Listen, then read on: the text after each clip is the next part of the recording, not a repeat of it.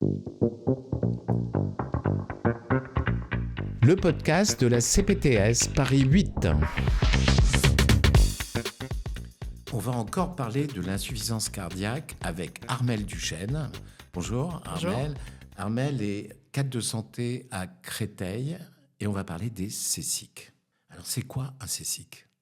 Alors c'est plutôt une C6 et c'est une cellule d'expertise pour la coordination pour l'insuffisance cardiaque sévère, d'où le C6. Voilà. D'accord, avec un S à la fin. Un AS à la fin pour le sévère. Alors ça consiste en quoi cette cellule ? Alors ça consiste à mailler, alors ça repose surtout sur un protocole de coopération. Alors un protocole de coopération pour les professionnels de santé, c'est un dispositif qui permet de transférer des actes d'un professionnel à un autre. En l'occurrence, là, c'est de cardiologues vers des infirmiers. Et quels actes ? Parce que ce n'est pas évidemment tous les actes. Donc là, c'est la titration des médicaments, l'optimisation du traitement de fond de l'insuffisance cardiaque, la télésurveillance, de la prescription jusqu'à la gestion, résolution des problèmes révélés par cette télésurveillance. Donc ça prend tout le process.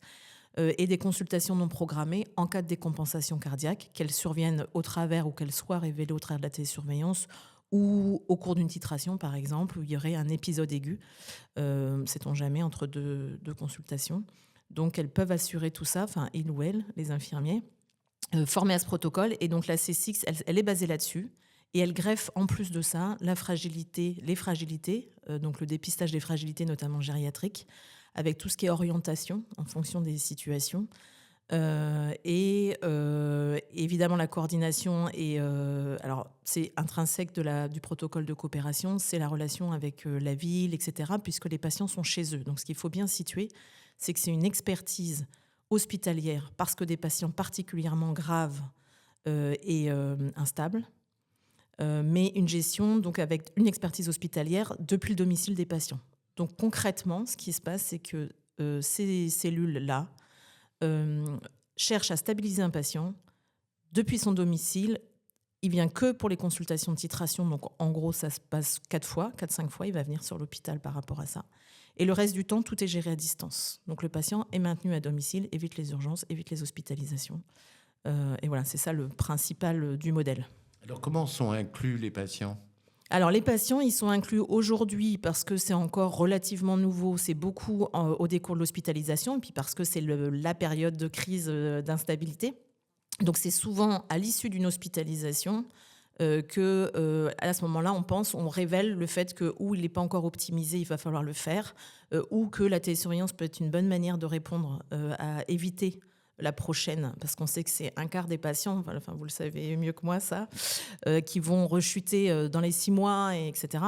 Donc c'est beaucoup d'hospitalisation. Depuis l'hospitalisation, ce qui commence à se faire de plus en plus, c'est les médecins généralistes ou les cardiologues libéraux qui pensent au C6 quand ils ont un patient qui commence en fait à décliner et qui commence à être instable parce qu'il va devenir lourd de prise en charge en fait, il va demander une intensité de surveillance que lui ne peut pas assurer parce que déjà extrêmement débordé dans son cabinet, ce qui fait qu'il va continuer de gérer tout le traitement habituel et tout le suivi en fait global de la cardiopathie et de tout ce qu'il peut y avoir autour de l'organe cœur à son niveau à lui. Et la C6 va s'occuper des épisodes aigus et de l'instabilité, quoi. Et ça en collaboration avec l'infirmière, par exemple, libérale, qui passe voir le patient, le kiné éventuel. Complètement. Et le généraliste. Oui, d'accord. Donc ça se maille avec, parce que quand je pense kiné, je pense Prado. Et donc ça se maille aussi, par exemple, avec tous les dispositifs Prado de l'assurance maladie, ou gériatrique ou cardio, selon les besoins. Et donc, effectivement, tout ça, l'idée, c'est de boucher des trous, ce qu'on dit. Les C6 viennent boucher des trous dans la raquette de ce qui existe aujourd'hui, mais ne vient absolument pas remplacer. Donc surtout, c'est une grande vigilance dans les C6, de surtout pas abîmer ce qui existe déjà, parce que c'est déjà tellement rare et précieux. Et au contraire, par contre, de mettre en place ce qui n'existerait pas, c'est-à-dire trouver un médecin généraliste, trouver un cardiologue traitant, ou en tout cas que le patient comprenne que c'est important pour lui, pour toute sa vie, en fait. Et parce que la C6 n'est pas vouée à faire un suivi chronique. Je vous ai entendu parler d'IPA sur d'autres podcasts. Les IPA sont sur une prise en charge plus longue de principe. Elles visent la pathologie chronique stabilisée, et c'est un processus long. Les C6, c'est un moment qui se veut le plus court possible pour remettre un patient dans des rails d'une stabilité possible. D'accord. Je vois à peu près l'articulation avec la réadaptation. Ce sont des patients plutôt instables qui ne peuvent pas aller en réadaptation à cause de l'instabilité. Et donc là, c'est effectivement, s'ils se stabilisent, on pourra les reprendre en Exactement. réadaptation. Mais par contre, un patient qui entre en réadaptation et qui devient instable en réadaptation, c'est à vous d'agir à ce moment-là. Tout à fait. Et de fait, c'est des scénarios qu'on voit énormément. Alors, avec l'expérience et l'expérimentation qu'on a menée, on a dessiné à peu près comme ça 8 parcours. Et typiquement, la réadaptation, elle vient à toutes les étapes. Et ça, c'est pareil, c'est quelque chose qu'on va privilégier. C'est-à-dire que si jamais il y a une possibilité de réadaptation et qu'il y a une place en réadaptation, parce qu'il faut quand même rappeler que seuls 10% des patients insuffisants cardiaques accèdent à la réadaptation et qu'ils en ont tous besoin au moins une fois dans leur vie d'avoir touché et goûté à ça. Donc si jamais il y a une place, tout est mis en stand-by du côté de la C6. D'abord la réadaptation et après ils reprennent la main et voilà. Enfin, donc il y a un aller-retour. Maintenant, il y a la téléréadaptation aussi. Et dans la téléréadaptation, c'est encore une autre manière de pouvoir mailler les choses. Voilà. Alors à propos de l'expérimentation article 51 sur les structures libérales légères, juste un chiffre, on a plus de 30% de patients insuffisants cardiaques. Et donc ça, c'est une bonne nouvelle. Ça veut dire que l'inertie qu'il y avait n'était pas complètement liée aux médecins qui ne prescrivaient pas la réadaptation. Et je pense qu'elle était liée à l'état des patients, où ça leur faisait un petit peu peur d'envoyer un patient en réadaptation en disant ils vont me le mettre sur un vélo, déjà il ne tient pas debout. Voilà. Et donc... je pense qu'on a trouvé des formules avec la téléréadaptation, la réadaptation dans des structures très légères, beaucoup plus souples et plus pratiques, plus les C6. Je pense que l'offre de soins là, devient complète là, maintenant. Exactement. Et maintenant, il reste à se connaître. Et donc, effectivement, on travaille déjà les uns les autres. Sur une structure libérale légère, il faudrait que vous soyez beaucoup plus nombreux. Ça va arriver. Pour l'instant, voilà. Mais effectivement, ça se maille très, très bien tout ça. L'enjeu, c'est qu'on arrive bien à se connaître, mais je crois qu'on commence à être bien parti quand même. Il y a combien de C6 sur la région parisienne ? Alors, il y en a 8 sur la région parisienne. Et ce qui est important de situer, c'est qu'on a formé 120 infirmiers en France. Donc, en fait, aujourd'hui, il y a 34 équipes qui ont adhéré au protocole de coopération en France. Donc, c'est beaucoup plus large. Les C6, elles focalisent encore une fois sur les sévères. C'est un modèle expérimental pour montrer que le protocole ne suffit pas. C'est nécessaire, mais pas suffisant. Donc là, il y en a 8 en Île-de-France. Voilà. Donc du coup, il y a de quoi faire pour les franciliens. D'accord. Et je crois que ça a rentré dans le cadre d'un article 51 qui est arrivé en fin de parcours. Et vous passez dans le droit commun. Et donc, on a la validation pour pouvoir aller vers le droit commun. Donc, on est en zone transitoire, on dit. Et donc, dans un an, il devrait y avoir des textes. Et donc, c'est très attendu par ces 34 équipes et les 120 infirmiers qui attendent de pouvoir avoir toutes les mains, les moyens, soutien financier, support financier pour pouvoir le faire. Qui pourra créer un CSIC ? Les hôpitaux les hôpitaux, les associations oui. Alors, CSIC, du coup, sans le S, tout le monde, parce que c'est le protocole de coopération et c'est pas simplement que les patients sévères, au contraire, même, j'ai envie de dire. Donc, même des patients de novo, donc ça peut être depuis la ville. Il y a de plus en plus, là, se conforme en ce moment. La moitié des infirmiers travaillent avec des cabinets de cardiologues libéraux. Et il y a de tout, en fait. Pour être formé, il faut quoi ? Il faut combien de temps ? Alors, il faut le DU insuffisance cardiaque et une formation qu'on a montée à l'AP parce qu'on a la chance d'avoir un centre de formation qui est de 7 jours.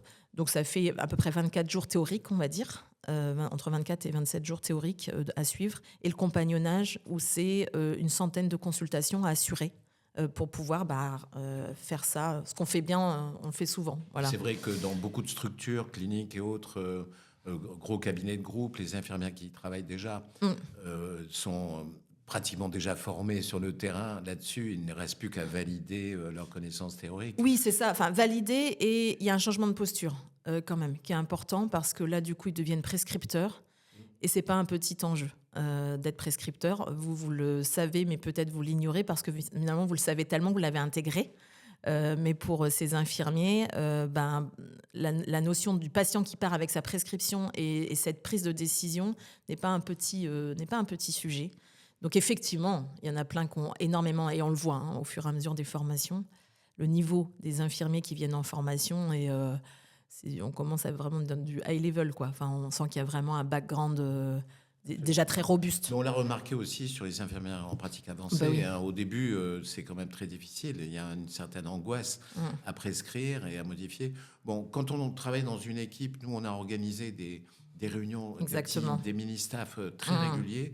Et tous les soirs, pendant une demi-heure, on voit les modifications qui ont été faites avec les médecins. Bon, maintenant, voilà, elles sont sorties du nid, elles volent de leurs propres ailes. Oui. Et je vais en profiter pour le dire, c'est extraordinaire. C'est-à-dire que de travailler en équipe avec ces délégations de tâches, c'est extraordinaire. On arrive à gérer beaucoup plus de patients et je dirais ça fait monter le niveau de tout le monde. Exactement. Parce que les médecins ne sont pas forcément les meilleurs non plus. Et d'être obligés d'être à la page, ça les oblige déjà à se former eux-mêmes et à avoir un meilleur niveau pour tout le monde, toute l'équipe. Là, il y a vraiment des apprentissages. Je vous rejoins complètement sur en fait, les deux métiers ont quand même des auras différentes au départ et une manière d'approcher une situation différente. Et cette approche, et c'est l'enjeu de la coopération. Et il y a vraiment des déclics qui se font dans cette pratique du travailler ensemble qui est assez magique parce qu'elle fait une nouvelle connaissance. Et il y a de vraies nouvelles connaissances qui apparaissent par cette coopération et ce travail ensemble. Médecins, infirmiers, chacun dans ses entre expertises en fait qui se mêlent et qui du coup font des nouvelles connaissances. Et notamment dans la prise en charge à distance, qui est quelque chose d'assez assez nouveau. À distance, ça se passe quoi? Au téléphone? Au téléphone. Internet? Oui, c'est ça. Il y a Internet, il y a le téléphone. Les patients sont quand même âgés. Les patients insuffisants cardiaques, donc c'est quand même beaucoup le téléphone. La visio, quand ça doit être de la téléconsultation, parce qu'on a ce carcan obligatoire de la législation. Dans les faits, c'est aussi une des valeurs ajoutées de la C6 et du modèle, c'est de ne pas se prendre la tête, entre guillemets, avec des dispositifs XY, c'est quelle est la meilleure manière de communiquer avec le patient aujourd'hui dans sa situation. Et les personnes âgées, c'est quand même bien souvent le téléphone où on peut passer, et ça se passe très bien, avec un temps qui n'est pas calculé. À propos, il y a des C6 sur toute la France ou c'est uniquement sur la région parisienne? Alors, C6 nommés tels que, c'est les 8 de Paris parce que c'est l'article 51. Mais encore une fois, c'est les 34 équipes en France. Alors, elles ont tout un tas de noms différents. D'accord. Aujourd'hui, et peut-être qu'elles viendront vers CESIC. Voilà. On parle des infirmiers spécifiques en insuffisance cardiaque, les ISPIC aujourd'hui. Justement, on est en train d'achoper un peu sur le nom, etc. Un PCR, c'est-à-dire un parcours coordonné renforcé. Probablement que ça va être une forme de ça. Oui. Et c'est ça qu'on va voir pendant l'année. On a l'impression que on va vers ce parcours. Oui. Même pour nous, pour les structures libérales légères, ce sera un parcours coordonné. Des renforcés. C'était passionnant. Merci Armelle. Merci à vous. À bientôt. À bientôt.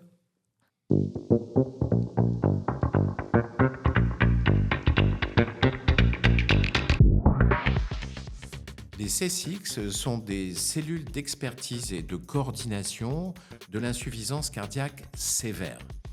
Elles ont pu exister grâce à des protocoles de coopération avec des infirmiers spécialement formés pour cela et qui pourront prescrire et titrer les médicaments une fois le retour à domicile fait chez des patients non encore complètement stabilisés.